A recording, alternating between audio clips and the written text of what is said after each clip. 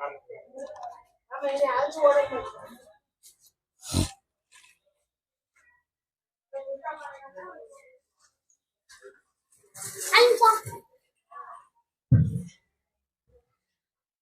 عليكم ورحمة الله وبركاته.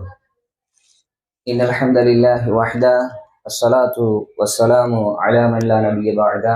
أما بعد. இந்த அல்லாஹின் நல்லடியார்களே, அல்லாஹு தஆலா எவ்வாறு நம்மை இங்கு ஒன்று கூட்டினானோ அதே போல் நாளை மறுமையில் சொர்க்கத்தில் உயர்ந்த சொர்க்கமான ஜன்னத்துல் ஃபிர்தௌஸ் என்ற சொர்க்கத்தில் என்னையும் என்னுடைய குடும்பத்தார்களையும் உங்களையும் உங்களுடைய குடும்பத்தார்களையும் ஒன்று சேர்ப்பானாக என துஆ செய்தவனாக எனது இந்த உரையை ஆரம்பம் செய்கின்றேன்.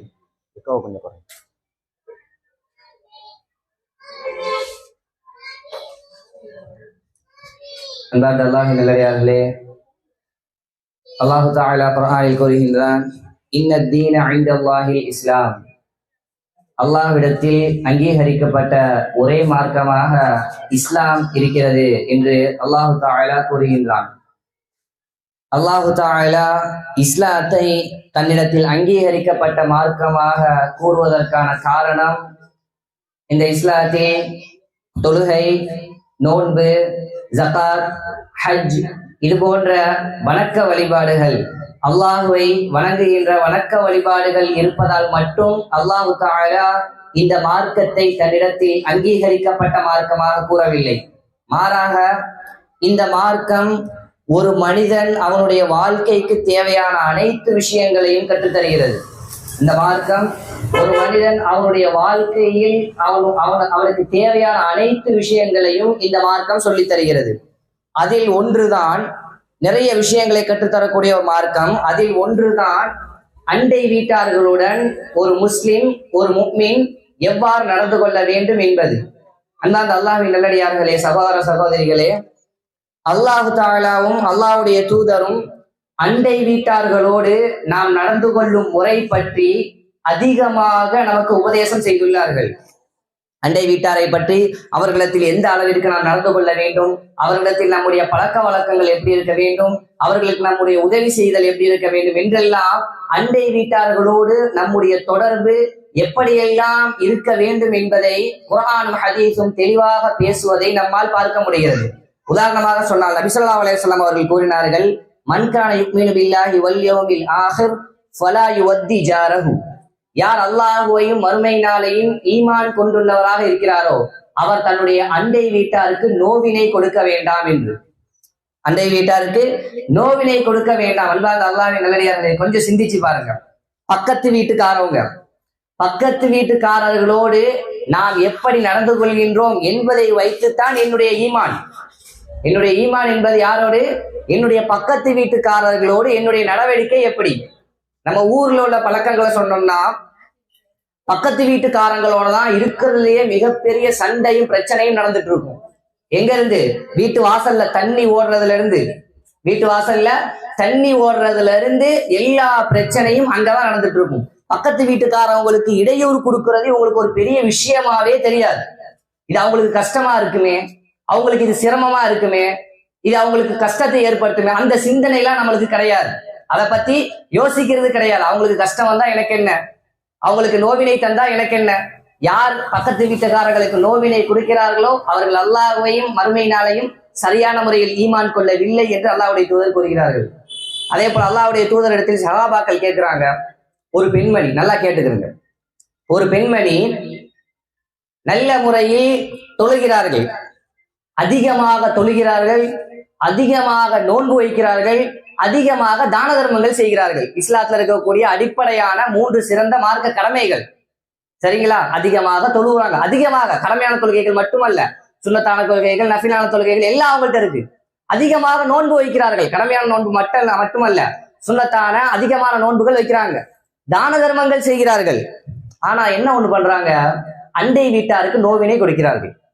பக்கத்து வீட்டுக்காரவங்களுக்கு பிரச்சனை பண்றாங்க, அவங்களுக்கு சண்டை போடுறது, அவங்களோட பிரச்சனை பண்றது, அவங்களோட மனசை கஷ்டப்படுத்துறது, இந்த மாதிரி வேலையில அந்த பெண்மணி ஈடுபடுறாங்க.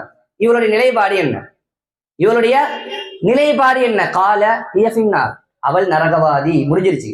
அங்க தொழுதாங்களே யார சொல்லலாம், அதெல்லாம் மேட்டர் இல்ல. நோன்பு வச்சாங்களே யார சொல்லலாம், சதக்கா செஞ்சாங்களே யார சொல்லலாம். அண்டை வீட்டாருக்கு நோவினை கொடுக்குறாங்க. ஈமான் அங்க இல்ல. அங்க அல்லாஹ்வையும் ஈமான் மறுமையினாலையும் சரியான முறையில் ஈமான் கொள்கின்ற அந்த நிலை அங்க இல்ல. இன்னொரு பெண்மணியை பத்தி சகாபாக்கள் ஞாபகப்படுத்துறாங்க. இன்னொரு பெண்மணி இருக்காங்க, கடமையான தொழுகைகளை தொழுவாங்க, கடமையான நோன்பு வைப்பாங்க, கடமையான அந்த தான தர்மங்களை செய்வாங்க. ஆனா அண்டை வீட்டாருக்கு எந்த தொந்தரவும் கொடுப்பதில்லை. தான் உண்டு தான் வேலை உண்டு, தான் உண்டு தான் வேலை உண்டு. பக்கத்து வீட்டுக்காரங்களுக்கு எந்த நோவினையும் எந்த கஷ்டத்தையும் கொடுப்பதில்லை. இந்த பெண்மணியின் நிலை என்ன? ஜன்னா, அவள் சொர்க்கவாதி, அவள் சொர்க்கவாதி. அன்பார்ந்த அல்லாஹ்வின் நல்லடியார்களே, இந்த இஸ்லாமிய மார்க்கத்தில் நாம் அதிகமாக பார்க்கலாம், அதிக இடங்களில் பார்க்கலாம். நம்மளை பொறுத்த வரைக்கும் இஸ்லாம்னா தொழுகை, நோன்பு, ஜகாத்து, குர்ஆன் ஓதுறது, இதோட சுருக்கிக்கிறோம். இஸ்லாம் என்பது அது கிடையாது. வெறுமனே தொழுவதும், நோன்பு வைப்பதும், ஜகாத்து கொடுப்பதும், ஹஜ்ஜி செய்வதும் இது மட்டும் இஸ்லாம் கிடையாது. இதை மட்டும் ஒருவர் சரியா செஞ்சுட்டு தான் இஸ்லாத்தில் சரியாக இருப்பதாக நினைத்து கொண்டால் அவரை விட ஒரு பெரிய முட்டாள் கிடையாது. நான் சரியா தொழுதுறேன், நோன்பு வச்சிடுறேன், ஜகாத்து கொடுத்துடுறேன், முடிஞ்ச அளவுக்கு அப்பப்ப என்ற காசு இருக்கனால ஹஜ்ஜி செய்யறேன், இதெல்லாம் ஒருவர் செஞ்சிட்டதால மட்டும் தன்னை ஒரு சிறந்த முஸ்லிம் என்று நினைத்து கொண்டால் அவரை விட ஒரு பெரிய முட்டாள் கிடையாது. இஸ்லாம் இதை மட்டும் சொல்லி தரவில்லை. அதிகமாக உறவினர்களோடு, நண்பர்களோடு, அண்டை வீட்டார்களோடு, பிற சமுதாய மக்களோடு, எல்லாரோடு எப்படி வாழணும், எப்படி பழகணும், எல்லாற்றையும் மார்க்கம் கத்து தருகிறது. அதில் ஒண்ணுதான் இப்ப நாம் பார்த்துக்கிட்டு இருக்க இந்த அண்டை வீட்டாருடைய விஷயங்கள்.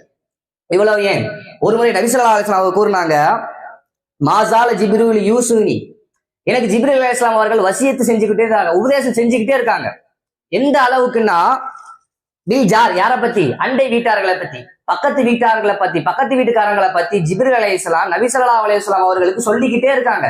அவங்களுக்கு இந்த மாதிரி இருங்க, அவங்களுக்கு இப்படி பண்ணாதீங்க, அவங்களுக்கு இதெல்லாம் செய்யுங்க என்று மீண்டும் மீண்டும் மீண்டும் மீண்டும் சொல்லிக்கிட்டே இருக்காங்க. எந்த அளவுக்குன்னா ஹத்தா வனந்து அன்னஹு சயுவர்ரிசுஹு, அவர்களை என்னுடைய வாரிசுகளாக ஆக்கி விடுவார்களோ என்று நான் நினைக்கும் அளவிற்கு, வாரிசுகள்னா மௌத்தா போயிட்டா சொத்தை கொடுக்கிற அளவிற்கு அண்டை வீட்டார்களை எனக்கு உரியவங்களை ஆக்கிடுவாங்களோ என்று நான் நினைக்கும் அளவிற்கு எனக்கு அண்டை வீட்டார்களை பத்தி சொல்லிக் கொண்டே இருந்தார்கள்.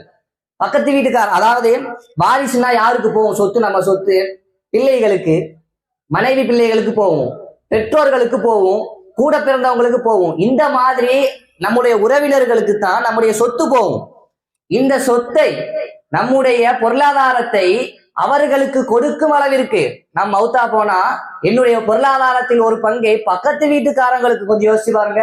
என்னுடைய பொருளாதாரத்தில் நான் மரணித்தால் என்னுடைய பொருளாதாரத்துல ஒரு 5% பக்கத்து வீட்டுக்காரங்களுக்கு அப்படி கொடுக்கும் அளவிற்கு ஜிப்ரீல் அலைஹிஸ்ஸலாம், நான் இணைக்கும் அளவிற்கு ஜிப்ரீல் அலைஹிஸ்ஸலாம் எனக்கு இந்த பக்கத்து வீட்டுக்காரர்களை பற்றி எனக்கு திரும்ப திரும்ப திரும்ப திரும்ப சொல்லிக்கொண்டே இருந்தார்கள் என்றால் அந்த அண்டை வீட்டார்களுடைய விஷயத்தில் நாம் எந்த அளவிற்கு கவனமாக இருக்க வேண்டும் என்பதை நாம் சிந்திக்க வேண்டும். ஆனால் நம்முடைய நிலை எப்படி இருக்கு? நாம் அண்டை வீட்டார்களிடத்தில் நடந்து கொள்கின்ற முறை எப்படி இருக்கு? அண்டை வீட்டார்கள் ஒரு கஷ்டத்தில் இருக்கும்போது, ஒரு சிரமத்தில் இருக்கும்போது, ஒரு வேதனையில் இருக்கும்போது நிம்மதியாக தன்னுடைய வீட்டில் தூங்கக்கூடிய ஒரு முஸ்லீம் அல்ல. அவன் ஒரு உண்மையான ஒரு முஸ்லீமாக இருக்கவே முடியாது. பக்கத்து வீட்டுக்காரங்க ஒரு வேதனையில் இருக்காங்க, பக்கத்து வீட்டுக்காரங்க ஒரு கஷ்டத்துல இருக்காங்க, பக்கத்து வீட்டுக்காரங்க ஒரு துன்பத்துல இருக்காங்க. அப்படிங்கும் போது நம்ம வீட்டுல நிம்மதியா படுத்து தூங்கிட்டு இருக்கோம் அப்படின்னா நம்ம ஒரு ஈமான் கொண்டு ஒரு முஸ்லீமாக இருப்பதற்கு வாய்ப்பே கிடையாது. நம்ம ஈமான் கொண்டு ஒரு முஸ்லீமா இருப்பதற்கு வாய்ப்பே கிடையாது. அல்லாஹ்வுடைய தூதர் சொல்லும் போது சொன்னாங்க, நீங்க வீட்டுல குழம்பு வைக்கிறீங்க அப்படின்னா, நீங்க சாப்பாடு ஆன காய்ச்சறோம் அப்படின்னா அதுல கொஞ்சம் தண்ணியை கொஞ்சம் கூட ஊத்துங்க, அதுல தண்ணியை கொஞ்சம் கூட ஊத்தி பக்கத்து வீட்டுக்காரங்களுக்கும் கொடுங்க. இந்த அளவிற்கு மார்க்கம் சொல்லுது. எப்படி? பக்கத்து வீட்டுக்காரங்க சாப்பிட வழி இல்லாம இருக்காங்க அப்படின்னா நீங்க சாப்பிடக்கூடிய அங்கேயும் பெரிய அளவுக்கு இல்ல, நம்ம வீட்லயும் பெரிய அளவுல சாப்பாடு இல்ல, நீங்க செய்யறதுலயே, நீங்க செய்யற அந்த குழம்புலயே, அந்த ஆணத்திலேயே கொஞ்சம் கூட கொஞ்சம் தண்ணியை ஊத்தி அதுல ஒரு பகுதி எடுத்து பக்கத்து வீட்டுக்காரங்களுக்கு கொடுங்க என்று இந்த மார்க்கம் சொல்கிறது என்றால் இதை வெறுமனே அதாவது தொழுகை, நோன்பு, ஜகாத்து என்று சுருக்கி கொண்டோமே ஆனால் இந்த மார்க்கத்தை, இதனால் தான் இன்ன தீன இன்தல்லாஹில் இஸ்லாம், அல்லாஹ்விடத்தில் ஏற்றுக்கொள்ளப்பட்ட மார்க்கமாக இஸ்லாம் இருப்பதற்கான காரணம் இதுதான். இந்த மாதிரி விஷயங்கள் தான். அண்டை வீட்டார்களோடு நடந்து கொள்வது எப்படி, பெற்றோர்களோடு நடந்து கொள்வது எப்படி, மனைவி பிள்ளையோடு நடந்து கொள்வது எப்படி, உறவினர்களோடு நடந்து கொள்வது எப்படி, பிற சமுதாயத்தோடு நடந்து கொள்வது எப்படி, நண்பர்களோடு நடந்து கொள்வது எப்படி, இது போன்ற அனைத்து விஷயங்களையும் மார்க்கம் கற்றுத்தரும். எப்படி தொழுகிறது, நோன்பு வைக்கிறது, எப்படின்னு நன்மையான விஷயங்களை, வணக்க வழிபாடுகளை செய்வதை மட்டும் கற்றுத்தரக்கூடிய மார்க்கம் அல்ல. இந்த மார்க்கத்தில் 2 பகுதிகள் உண்டு.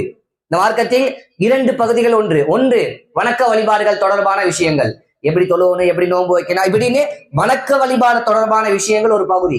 இன்னொரு பகுதி அன்றாட வாழ்க்கையோடு தொடர்புடைய ஒரு பகுதி. இன்னொரு பகுதி அன்றாட நம்முடைய வாழ்க்கையோடு தொடர்புடைய பகுதி. அதை மார்க்கம் அழகாக கற்றுத்தரும்.